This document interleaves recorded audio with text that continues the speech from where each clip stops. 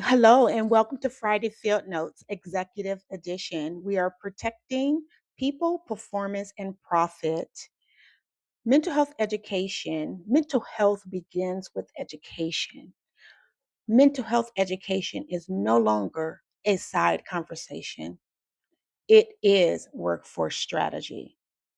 What many of you may not know about me is that I am a BSN prepared registered nurse with 3 decades of medical experience, 2 decades of nursing practice in the areas of critical care, adults and pediatric, lung transplant coordination, post anesthesia care unit, cardiac catheterization, 10, um, 10 decades, 1 decade of health equity, and I'm a self published author of Well Done, Hood Girl to Head Nurse, as well as Operation Mental Health, Practical Lessons on Career Burnout and Recovery. I am the founder and the CEO at Glennae's RX for Life, as well as the visionary behind workforce care. But what you may not know is this: I have also stood on the other side of the system, inside the system, as a Black career professional, practicing registered nurse who faced 4 years of employment discrimination based on disability. I could not get access, fair access to my employment rights based off the color of my skin and prejudices and biases of other professionals who thought that I should just be glad that I have come so far. These are words that were spoken to me, that they don't see why I need to use my thumb at work. Words spoken to me by a medical doctor. I know what it feels like to keep showing up while carrying fear, confusion, declining health, workplace pressures, and weight of trying to make the right decision in the face of systemic racism. Where my last hope and my last option was psychiatric care for a condition that I did not create, that was not inside me, but was a real opponent, was a real force within a US major hospital. I know what it's like to carry that weight, trying to make the right decision before my career, my income, and my license and my mental health is affected. This is why I'm passionate about this message of getting mental health education to the masses, because employees rarely enter FMLA as a blank slate. By the time she seeks help, she have been carrying fear, confusion, poor communication,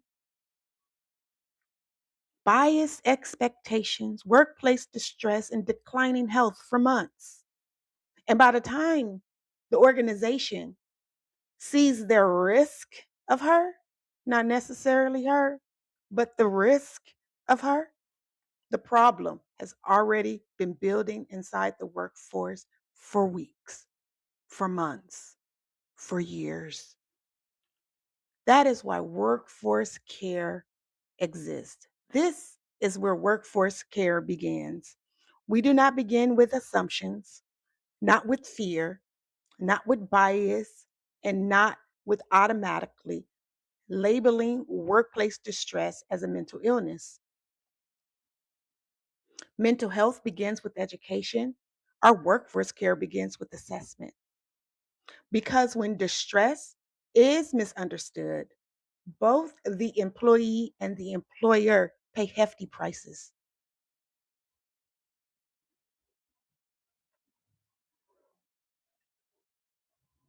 Today's Friday field note is focused on a Cath Lab RN walked away from a 13-week travel assignment paying $3,200 a week. So let's talk about what this takeaway is. It does not matter how beautiful a facility is, how complex the cases are, how skilled nurses are not staying. This is about how skilled nurses are not staying where poor communication, bullying, micromanagement, and exclusion are allowed to be the norm. Good nurses are not looking to just give back. Good nurses want to work as a team.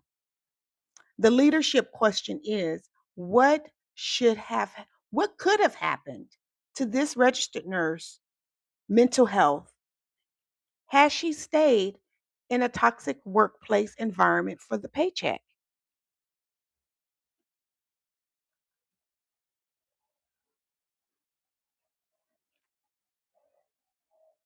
What are the realities of today's workforce? Organizations are navigating increasingly complex workforce issues. Employees are in distress, they're fearful, and they're quitting jobs, leaving the rest of the employees who may not have that unction to know how they can also walk away from a toxic work environment. Your employees are not using their FMLA or the ADA decision making skills.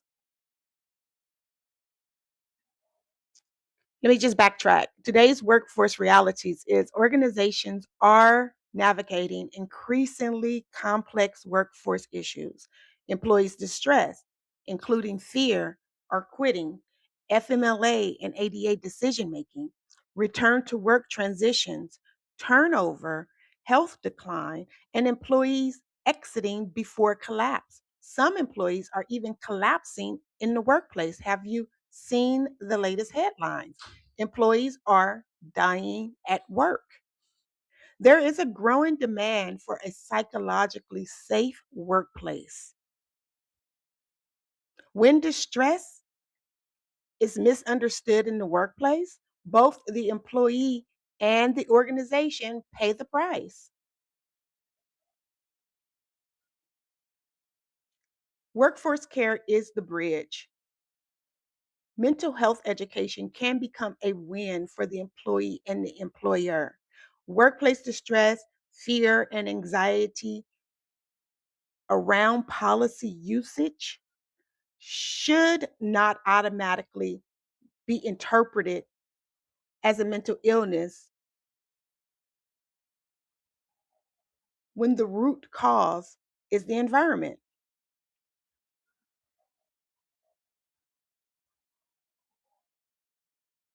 Currently, employees are facing workplace issues, and it's the environment that's causing distress, signs, and symptoms that can be misinterpreted as a medical diagnosis, a depression, a clinical depression, criterias meeting a diagnosis, but it's not.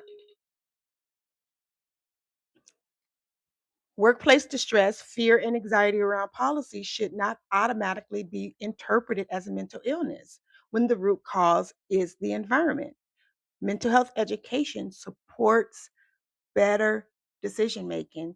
Mental health education supports better decision making, provides the understanding, the knowledge, and supports the application for the individual to make good, sound decisions in the workplace.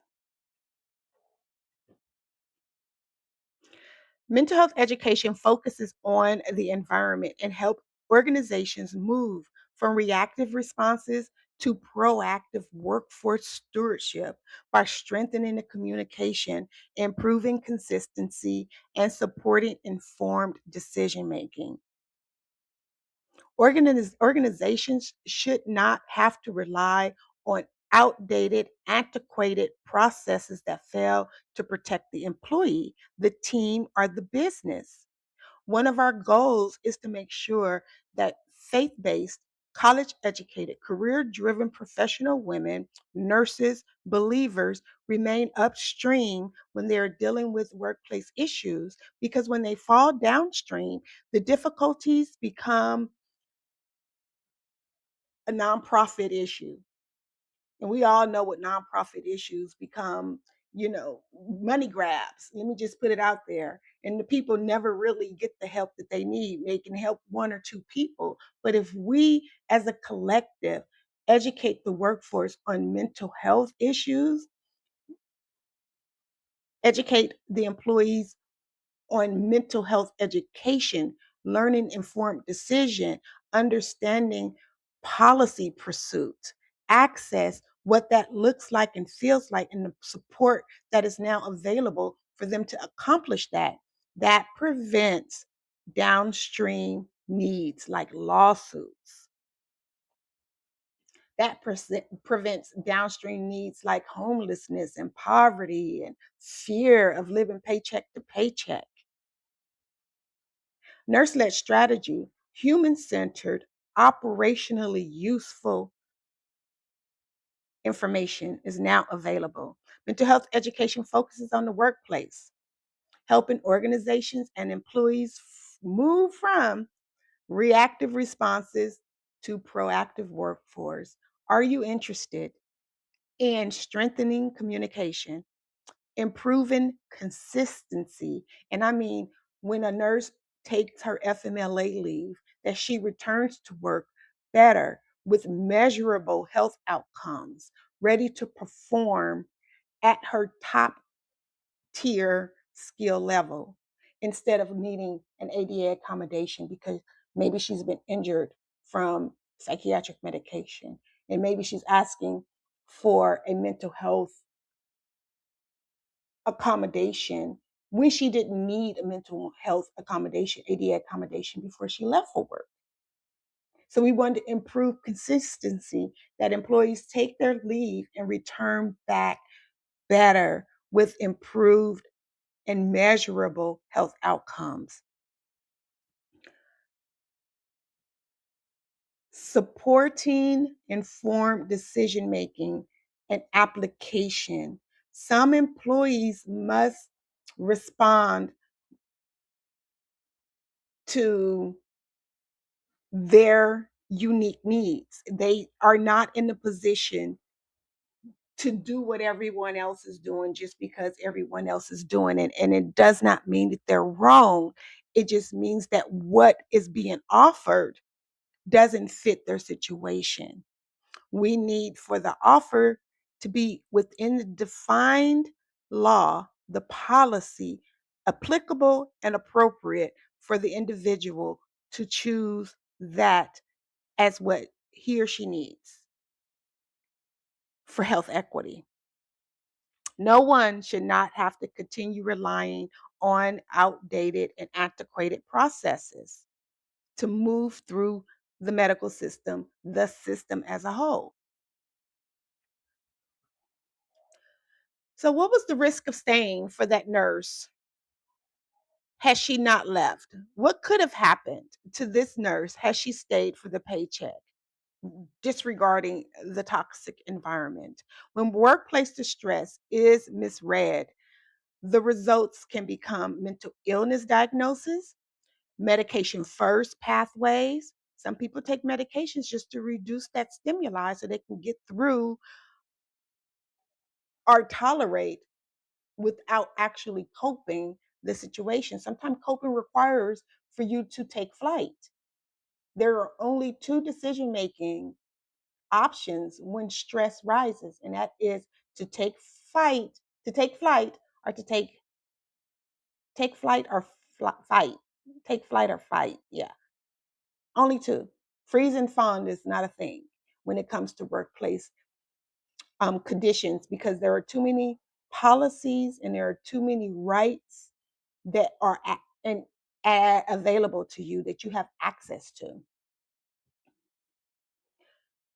So this nurse could have also experienced loss of income, worsened what she did experience loss of income, but her loss of income had she stayed could have been more detrimental for her than had she quit while she was ahead. Because tolerating toxicity takes a long time to overcome. It creates a cynical attitude. People come to work with cynicism. They begin to adopt the same toxic behaviors as the people that she no longer wanted to work around. It increases risk for the patient and the nurse.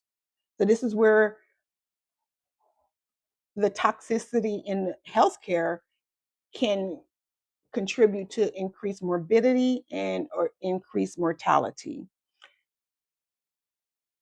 The mental health education helps organizations identify when the issue is not simply a personal thing for the employee. It is not just she can't, she don't have the skills, she's not cut out for this type of work. Poor performance are psychiatric illnesses. So the workplace education that we provide helps organizations identify when it's not the employee, but it is the environment. It's not the employee. It's not the poor performance. It's not the psychiatric illness. It's the environment. How do we change the environment, or how do we change the employee to make better informed decisions that work for her? Sometimes the issue isn't the person, it is the environment. And this is where workforce care begins. Don't wait for another preventable injury, turnover crises, or costly breakdowns to reveal vulnerabilities within your workforce system. Partner with Glennae Davis, registered nurse, founder, to strengthen the workforce through mental health education before mental health treatment for workplace issues. We are human centered, providing human centered solutions because your people, your performance, and your profit deserves protection. We invite you to book a consultation. We invite your employees to join in on our next workforce care um, mental health education series. We invite you to ask questions. Until next time, until next Friday. Bye.